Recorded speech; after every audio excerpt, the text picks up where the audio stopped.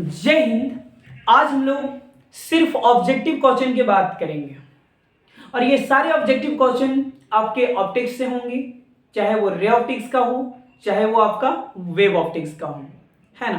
तो आइए देखते हैं कि ऑप्टिक्स में कौन कौन से ऑब्जेक्टिव क्वेश्चन बनेंगे, है ना। देखिए, पहला जो आपके क्वेश्चन है वो ये है कि डाइऑप्टर इज या यूनिट फोर। डाइऑप्टर इज या यूनिट फोर। देखिए कि डाइऑप्टर किसका यूनिट है, डाइऑप्टर किसका यूनिट है।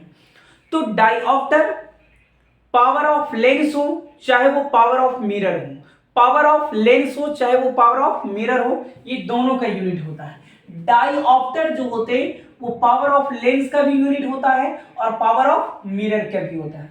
क्या बातें समझ में आ गया? ध्यान रखिएगा, पावर ऑफ लेंस हो चाहे वो पावर ऑफ मिरर हो, दोनों का यूनिट डाइऑप्टर होता है, दोनों का यूनिट डाइऑप्टर होता है। दूसरा है कि one which principle does optical fibre act. कह रहा है कि ऑप्टिकल फाइबर जो होते हैं वो किसके बेस पे काम करते हैं। ध्यान दीजिएगा, चाहे ऑप्टिकल फाइबर हो चाहे वो मिराज हो। ऑप्टिकल फाइबर आपने पढ़ रखा होगा कि ऑप्टिकल फाइबर जो है वो थिन ग्लास से बने होते हैं या थिन प्लास्टिक से बने होते हैं। ऑप्टिकल फाइबर कोई भी इंफॉर्मेशन को या कोई भी सिग्नल को ये बहुत तेजी से पहुंचाता है और ये इंफॉर्मेशन या सिग्नल जो होता है वो लाइट के जरिए बहुत स्पीड से वो पहुंचा देता है, क्योंकि लाइट का स्पीड सबसे ज्यादा होता है। तो ध्यान रखिएगा कि ऑप्टिकल फाइबर हो चाहे आपका मिराज हो, ऑप्टिकल फाइबर हो चाहे वो मिराज हो, दोनों ही टोटल इंटरनल रिफ्लेक्शन पे काम करता है। किस पे काम करता है? टोटल इंटरनल रिफ्लेक्शन में। ऑप्टिकल फाइबर हो चाहे मिराज हो, ऑप्टिकल फाइबर हो चाहे मिराज हो, दोनों किस पे काम करेगा?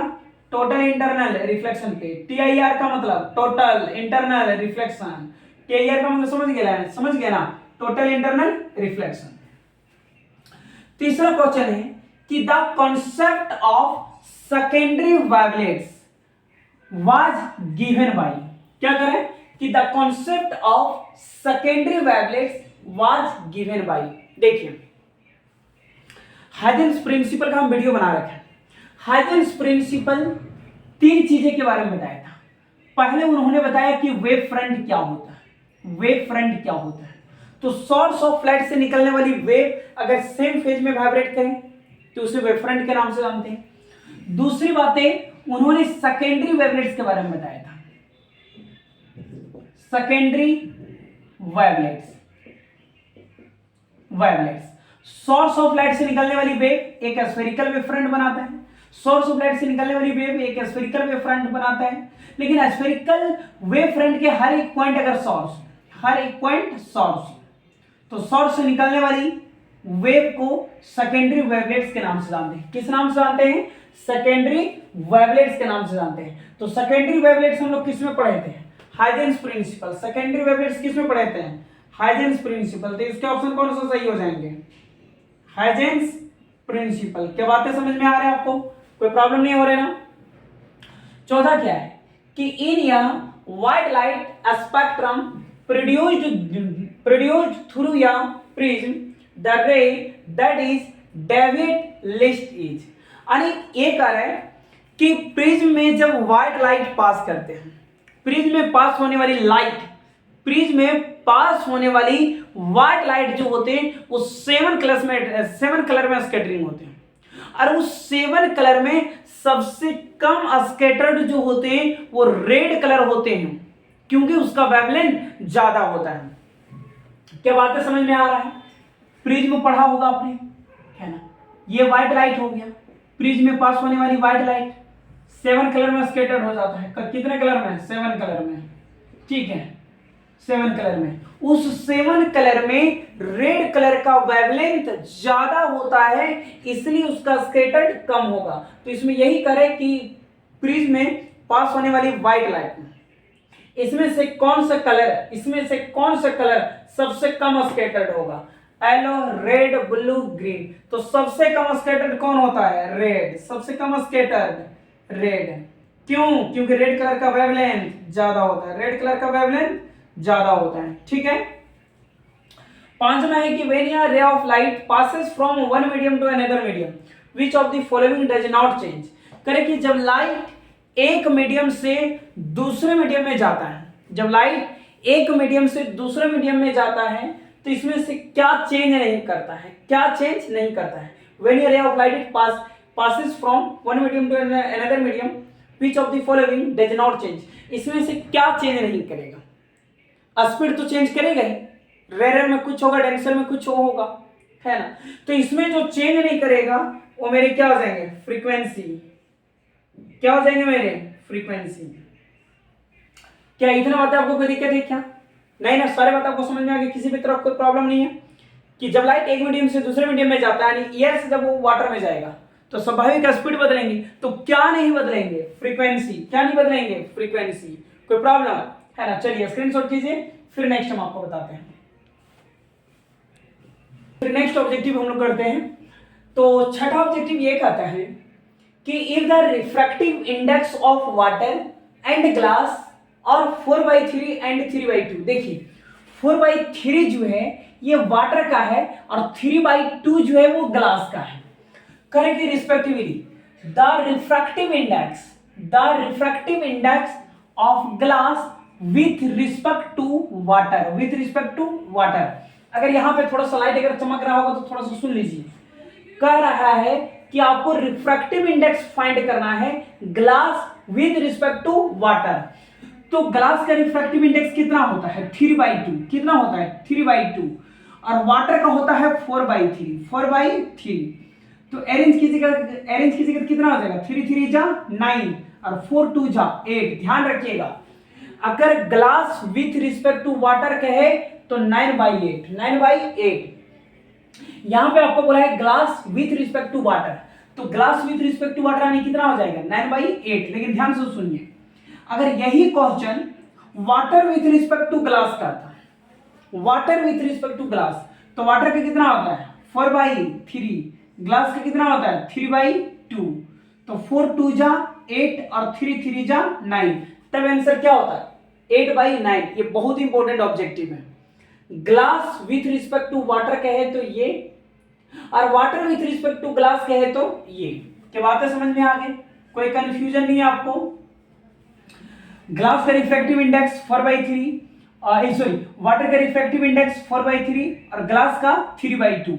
Water 4/3 with respect to glass 3/2, 4 2 जा 8, 3 3 जा 9। और glass with respect to water, तो ग्लास का 3/2, वाटर का 4/3। क्या बातें समझ में आ रहे हैं ना?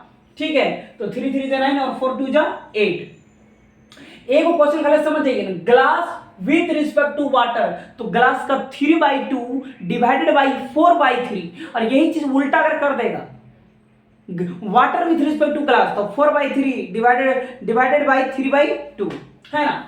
7 नंबर देखिए, 7 नंबर कर रहे हैं कि when light wave travels from air to glass, अगर मान लीजिए कोई लाइट जो है वो ट्रेवल कर रहा है एयर से ग्लास, तो जब भी कोई लाइट अगर ट्रेवल कर रहा हो एक मीडियम से दूसरे मीडियम में, जैसे एयर से ग्लास हो, एयर से वाटर हो, तो उसका वेवलेंथ जो होता है बढ़ता नहीं है, वेवलेंथ घटता है। वेवलेंथ क्या होता है, घटता है। तो फर्स्ट ऑप्शन है इट्स वेवलेंथ डिक्रीजेस। हाँ, अगर एयर टू ग्लास जा रहा है तो वेवलेंथ बढ़ेगा नहीं, वेवलेंथ घटेगा। क्या बातें समझ में आ गए। 8 नंबर है कि the length of N astronomical telescope in normal adjustment is, है ना। इसको याद कर लीजिए, वैसे मैंने सिंपल माइक्रोस्कोप पढ़ाया है तो वहां भी ये बातें आपको पता चल जाएंगे, ठीक है। इसलिए इसका ऑप्शन जो होंगे वो सी होंगे, FO प्लस FE। अगर सिंपल माइक्रोस्कोप का मैंने वीडियो बना रखा है वहां भी जाके आप समझ सकते हो, है ना। पर ये एस्ट्रोनॉमिकल टेलीस्कोप है, एस्ट्रोनॉमिकल टेलीस्कोप मैंने पढ़ा रखा है ना। 9 नंबर है कि the magnification produced by H astronomical telescope in normal adjustment is, है ना। तो इसके जो ऑप्शन हो जाएंगे वो हो जाएंगे ये FO बाई FE, है ना। ये आपको डेरिवेशन में ही आपको ज्यादा क्लियर होंगे, इसलिए हम आपको डायरेक्ट बता दे रहे हैं। जब ये एस्ट्रोनॉमिकल टेलीस्कोप जब आप पढ़ोगे, है ना, तो ये बातें आपको वहां पे क्लियर हो जाएंगे। और टेलीस्कोप का इस्तेमाल जो होते हैं सर ये कोई भी टेलीस्कोप जो होते हैं वो एक डिवाइस होते हैं जो दूर चीजें को देखने के लिए हम लोग इस्तेमाल करते हैं।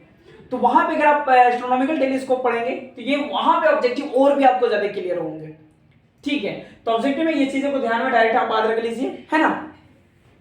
10 नंबर है और 10 नंबर है आपका कि the image formed by a simple microscope. Simple microscope में, सिंपल माइक्रोस्कोप जो होते हैं, सिंपल माइक्रोस्कोप इसका इस्तेमाल कोई भी छोटे चीजों को बड़ा देखने के लिए हम लोग इस्तेमाल करते हैं, छोटे चीजों को बड़ा देखने के लिए इस्तेमाल करते हैं, है ना। तो इसके करेंगे the image formed by a simple microscope. क्या माइक्रोस्कोप समझ में आ गया?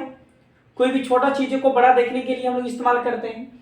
तो इसका जो ऑप्शन सही हो जाएंगे वो ये हो जाएंगे, इमेजिनरी, है ना, imaginary and erect, imaginary and erect, काल्पनिक होंगे, है ना, और सीधा भी होंगे, है ना, इमेजिनरी और इरेक्ट। 11 नंबर है कि Huygens wave theory of light can not explain. करें कि हाइजेंस वेव थ्योरी जो है वो किसे एक्सप्लेन नहीं करता। तो हाइजेंस में रिफ्लेक्शन ऑफ लाइट आपने पढ़ा है, रिफ्रैक्शन ऑफ लाइट। अब ये कहेंगे सर ये कहां बताया है? याद कीजिए कि law of reflection on the basis of Huygens principle, law of refraction on the basis of Huygens principle. तो Huygens principle refraction of light और रिफ्लेक्शन ऑफ लाइट ये दोनों की बात करता है। जिसकी बात वो नहीं करता है वो है photo electric effect, photo electric effect. क्या इतना बातें आपको समझ में आ गई? यहां तक कोई कंफ्यूजन है क्या? नहीं ना। चलिए, तो बहुत ही जल्द मिलते हैं हम आपको नेक्स्ट वीडियो में, है ना। तब तक के लिए जय हिंद।